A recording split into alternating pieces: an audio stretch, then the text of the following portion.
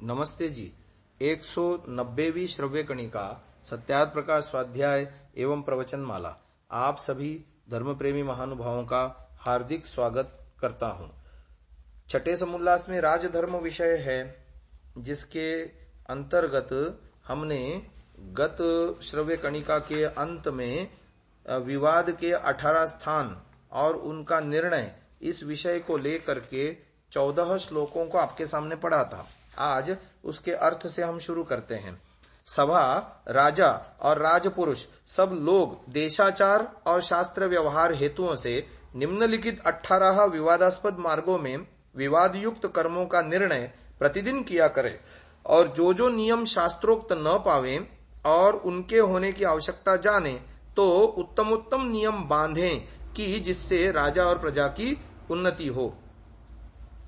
यानी कानून ऐसे बनाएं जो शास्त्रों में जिसका विधान नहीं मिलता और नया कोई ऐसा कानून बनाने की आवश्यकता प्रतीत होती हो तो वैसे कानून बनाते जाएं जिससे राजा और प्रजा की उन्नति हो। 18 मार्ग ये हैं। उनमें पहला ऋणादान, किसी से ऋण देने लेने का विवाद। दूसरा है निक्षेप यानी धरावट, अर्थात किसी ने किसी के पास पदार्थ धरा हो और मांगने पर वो नहीं दे रहा हो, उधार देना जैसे। अस्वामी विक्रय, दूसरे के पदार्थ को दूसरा बेच देता है। फिर संभूय च समुत्थानम, मिल मिला के किसी पर अत्याचार करना। पांचवा है दत्तस्यानपकर्म च, दिए हुए पदार्थ का न देना। छठा है वेतनस्यैव चादानम, वेतन अर्थात किसी की नौकरी में ले लेना, काम ले लेना और अथवा कम देना उसका वेतन और अथवा न देना। फिर संविदाश्च व्यतिक्रम, यानी प्रतिज्ञा से उल्टा व्यवहार करना, यानी जैसा उसने बोला था उससे विपरीत व्यवहार करना। क्रय विक्रयानुशय, अर्थात लेन देन में झगड़ा होना। फिर 9वां है विवाद स्वामी, पशु के स्वामी और पालने वाले का झगड़ा। 10वां है सीमा का विवाद। 11वां है किसी को कठोर दंड देना। 12वां है कठोर वाणी का बोलना। 13वां है चोरी डाका मारना। 14 है किसी काम को बलात्कार से करना, यानी उसके ऊपर बलजबरी करना। 15वां है किसी की स्त्री व पुरुष का व्यभिचार होना। 16वां है स्त्री और पुरुष के धर्म में व्यतिक्रम होना। 17वां है विभाग, अर्थात दाय भाग में वाद उठना, यानी पैतृक संपत्ति उसके संदर्भ में है। 18वां है द्यूत, अर्थात जड़ पदार्थ और समाहवय, अर्थात चेतन को दांव में धर के जुआ खेलना। ये 18 प्रकार के परस्पर विरुद्ध व्यवहार के स्थान हैं। इन व्यवहारों में बहुत से विवाद करने वाले पुरुषों के न्याय को सनातन धर्म का आश्रय करके किया करे, अर्थात किसी का पक्षपात कभी न करे। जिस सभा में अधर्म से घायल होकर धर्म उपस्थित होता है, जो उसका शल्य अर्थात तीरवत धर्म के कलंक को निकालना और अधर्म का छेदन नहीं करते, अर्थात धर्मी को मान और अधर्मी को दंड नहीं देते, नहीं मिलता, उस सभा में जितने सभासद हैं वे सब घायल हैं, ऐसा मानना चाहिए या समझे जाते हैं। धार्मिक मनुष्य को योग्य है कि सभा में कभी प्रवेश न करे। धार्मिक मनुष्य को योग्य है कि सभा में कभी प्रवेश न करे और जो प्रवेश किया हो तो सत्य ही बोले। जो कोई सभा में अन्याय होते हुए देखकर भी मौन रहता है अथवा सत्य न्याय के विरुद्ध बोलता है, वह महापापी होता है। जिस सभा में अधर्म से धर्म, असत्य से सत्य और सभासदों के देखते हुए मारा जाता है, उस सभा में सब मरे हुए के समान हैं, ऐसा जानना चाहिए। इनमें कोई भी नहीं जी रहा। मरा हुआ धर्म मारने वाले का नाश करता है और रक्षित किया हुआ धर्म रक्षक की रक्षा करता है। इसलिए धर्म का हनन कभी नहीं करना चाहिए, इस डर से कि मारा हुआ धर्म कभी हमको न मार डाले। जो सब ऐश्वर्यों के देने और सुखों की वर्षा करने वाला धर्म है, जो उसका लोप करता है, उसी को विद्वान लोग वृषल अर्थात शूद्र और नीच जानते हैं। इसलिए किसी मनुष्य को धर्म का लोप करना उचित नहीं। इस संसार में एक धर्म ही सुहृद है जो मृत्यु के पश्चात भी साथ चलता है और सब पदार्थ व संगी शरीर के नाश के साथ ही नाश को प्राप्त होते हैं। अर्थात सबका संग छूट जाता है परंतु धर्म का संग कभी नहीं छूटता। जब राज्यसभा में पक्षपात से अन्याय किया जाता है वहां अधर्म के 4 विभाग हो जाते हैं। उनमें से एक अधर्म के कर्ता, दूसरा साक्षी, तीसरा सभासदों और चौथा पाद अधर्मी सभा के सभापति राजा को प्राप्त होता है। जिस सभा में निंदा के योग्य की निंदा, स्तुति के योग्य की स्तुति, दंड के योग्य को दंड और मान्य के योग्य को मान्य होता है वहां राजा और सभासद पाप से रहित और पवित्र हो जाते हैं। पाप के कर्ता ही को पाप प्राप्त होता है। अब आगे प्रसंग आ रहा है कि साक्षी व्यक्ति कैसे होने चाहिए, कि साक्षी कैसे करने चाहिए। आप्ताः सर्वेषु वर्णेषु कार्याः कार्येषु साक्षिणः सर्वधर्मविदो लुब्धा विपरीतांस्तु वर्जयेत्।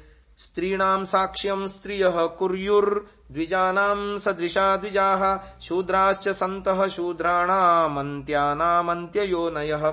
साहसेषु च सर्वेषु स्तेयसंग्रहणेषु च वाग्दण्डयोश्च पारुष्ये न परीक्षेत साक्षिणः। बहुत्वं परिगृह्णीयात् साक्षी द्वैधे नराधिपः समेषु तु गुणोत्कृष्टान् गुणी द्वैधे द्विजोत्तमान्।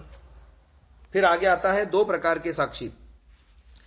समक्ष दर्शनात् साक्ष्यं श्रवणाच्चैव सिद्ध्यति तत्र सत्यं ब्रुवन् साक्षी धर्मार्थाभ्यां न हीयते। साक्षी दृष्टा श्रुतादन्य विब्रुवन्नार्य संसदि अवाङ्नरकमभ्येति प्रेत्य स्वर्गाच्च हीयते। स्वभावेनैव यद्ब्रूयुस्तद्ग्राह्यं व्यावहारिकम् अतो यदन्यद्विब्रूयुर्धर्मार्थं तदपार्थकम्। फिर आगे आ रहा है प्रकरण न्यायाधीश और वकील द्वारा साक्षी से पूछताछ। सभान्तः साक्षिणः प्राप्तानर्थी प्रत्यार्थी सन्निधौ प्राड्विवाको नुयुञ्जीत विधिनानेन सान्त्वयन्। यद् द्वयोरनयोर्वेत्थ कार्येऽस्मिन् चेष्टितं मिथः तद्ब्रूतः सर्वं सत्येन युष्माकं ह्यत्र साक्षिता। सत्यं साक्ष्ये ब्रुवन् साक्षी लोकानाप्नोति पुष्कलान् इह चानुत्तमां कीर्तिं वागेशा ब्रह्म पूजिता। आगे प्रकरण आ रहा है साक्षी सदा सत्य ही बोले। सत्येन पूयते साक्षी धर्मः सत्येन वर्धते तस्मात् सत्यं हि वक्तव्यं सर्ववर्णेषु साक्षिभिः। आत्मैव ह्यात्मनः साक्षी गतिरात्मा तथात्मनः मावमंस्थाः स्वमात्मानं नृणां साक्षिणमुत्तमम्। यस्य विद्वान् हि वदतः क्षेत्रज्ञो नाभिशङ्कते तस्मान्न देवाः श्रेयांसं लोकेऽन्यं पुरुषं विदुः। एकोऽहमस्मीत्यात्मानं यत्त्वं कल्याणमन्यसे मुनिः नित्यं स्थितस्ते हृद्येषः पुण्यपापेक्षिताम्।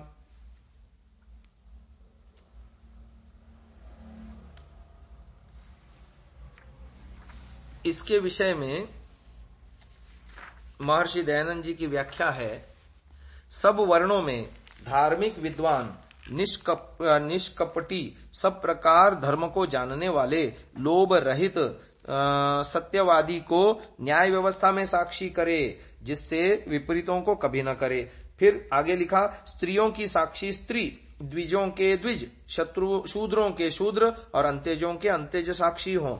जितने बलात्कार, काम, चोरी, व्यभिचार, कठोर वचन, दंड निपातन रूप अपराध हैं उनमें साक्षी की परीक्षा न करे और अत्यावश्यक भी न समझे क्योंकि ये सब काम गुप्त होते हैं।